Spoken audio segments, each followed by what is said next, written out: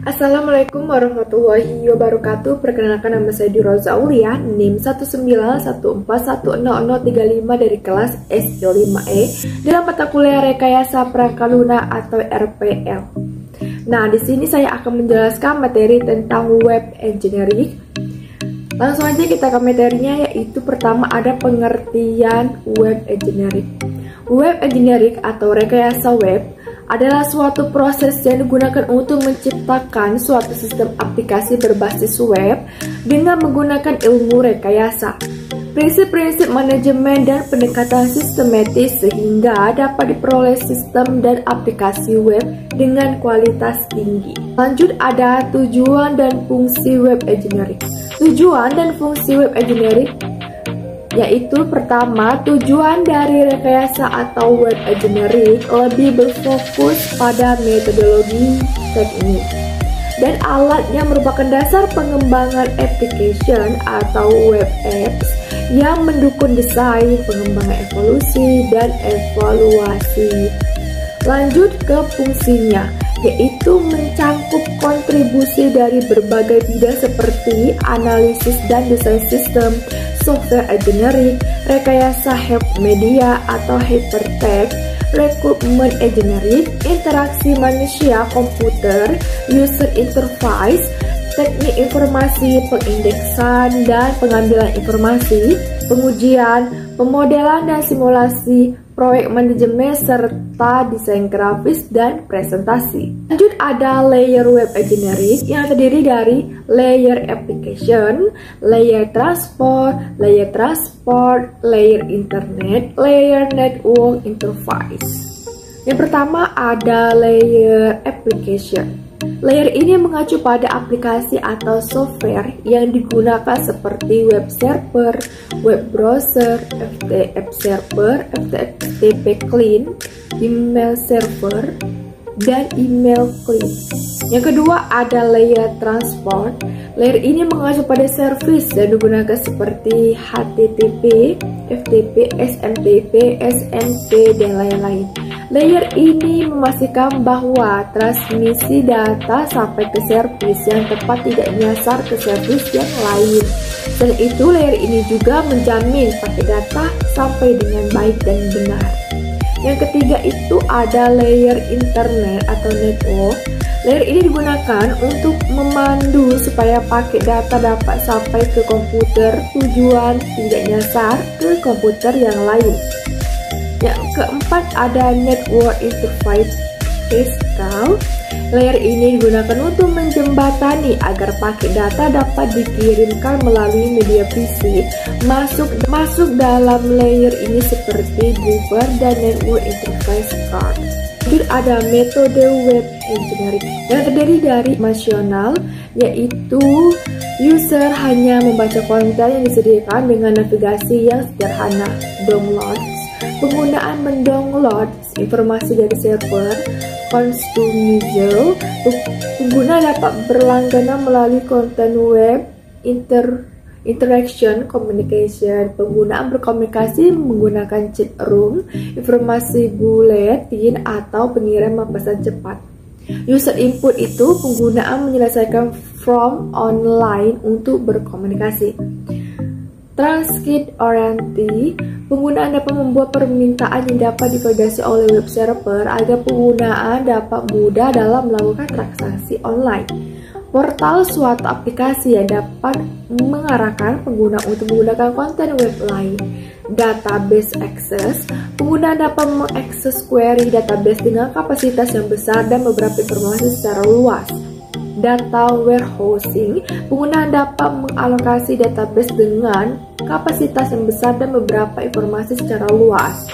Selanjutnya ada service oriented, suatu aplikasi yang menyediakan layanan untuk pengguna. Lanjut, ada web engineering process framework yang terdiri dari customer communication, planning, modeling atau pemodelan, desain pemodeling, konstruksi, pengujian atau testing, dan juga ada feedback. Pertama ada customer communication, yaitu tahap melakukan komunikasi dengan user agar kita bisa mengetahui apa yang diinginkan user. Yang kedua ada planning, yaitu tahap penggabungan kebutuhan dan informasi dari user dan perancang teknik serta menanggapi respon dari user. Ketika ada modeling atau pemodelan merupakan tahap berikutnya dari planning dan komunikasi dengan user. Selanjutnya ada design modeling, merupakan tahap mendesain apa saja yang nantinya ada di dalam sistem web, seperti informasi apa saja yang akan ditampilkan, bentuk tampilan, halaman, dan juga konten dan navigasi. Lanjut ada konstruksi, implementasi atau coding dilakukan dengan mengaplikasikan halaman web dalam bentuk HTML berdasarkan hasil perancangan pada aktivitas member, sedangkan implementasi, isi, dan fungsi logika dibuat dalam bentuk PHP. Dan juga ada testing atau pengujian dilakukan untuk mengetahui kemungkinan terjadinya kesalahan seperti kesalahan pada script atau form. Lanjut juga ada feedback. Nah, feedback ini bisa menyebarkan kuesioner untuk mendapatkan respon dan penilaian. Lanjut ada proses web engineering yang terdiri dari formulasi kegiatan, perencanaan kegiatan, analisis kegiatan, rekayasa. Terdapat dua pekerjaan, implementasi dan pengujian suatu kegiatan. Pertama, formulasi kegiatan berfungsi untuk merumuskan tujuan dan ukuran dari aplikasi berbasis web serta menentukan batasnya sistem. Lanjut, perencanaan kegiatan digunakan untuk menghitung estimasi biaya proyek pembuatan aplikasi berbasis web ini, estimasi jumlah pengembang, estimasi waktu pengembang, evaluasi resiko pengembang proyek, dan mendefinisikan jadwal pengembangan untuk versi selanjutnya. Dan juga ada analisis kegiatan untuk menentukan persyaratan teknik dan mengidentifikasi informasi yang akan ditampilkan pada aplikasi berbasis web. Dan juga ada rekayasa. Terdapat dua pekerjaan yang dilakukan secara paralel, yaitu desain isi informasi dan desain arsitektur web. Dan juga ada implementasi dan pengujian suatu kegiatan untuk mewujudkan desain menjadi suatu website. Teknologi yang digunakan tergantung dengan kebutuhan yang telah dirumuskan pada tahap analisis. Model proses web engineering menggunakan filosofi Agile Development dengan pendekatan Rapid Development Cycle. Meskipun telah menggunakan Rapid Development Cycle yang lebih dominan ke dalam proses, masih penting untuk menganalisis masalah, mengembangkan desain, implementasi yang harus diproses secara instrumental dan testing. Aktivitas framework juga harus didefinisikan dalam proses, yaitu mencangkup perubahan atau sadar akan perubahan, memberikan dorongan kerja dan kreativitas untuk staf pengembang, dan menguatkan interaksi dan komunikasi kepada seluruh stakeholders web aplikasi. Membangun sistem menggunakan tim pengembang yang kecil, dan juga menegaskan atau menekankan evolusi atau incremental development menggunakan short development cycle. Metode web engineering. Metode web engineering meliputi sekumpulan technical teks yang memungkinkan web engineering untuk mengerti, memahami karakteristik, dan membangun web aplikasi berkualitas tinggi. Metode-metode yang dikategorikan dalam web engineering yaitu metode komunikasi, metode analisis kebutuhan, metode desain, dan juga metode testing. Pertama ada metode komunikasi antara web engineering dan para stakeholder web aplikasi lainnya. Komunikasi sangat penting terutama pada saat pembangunan evaluasi web aplikasi.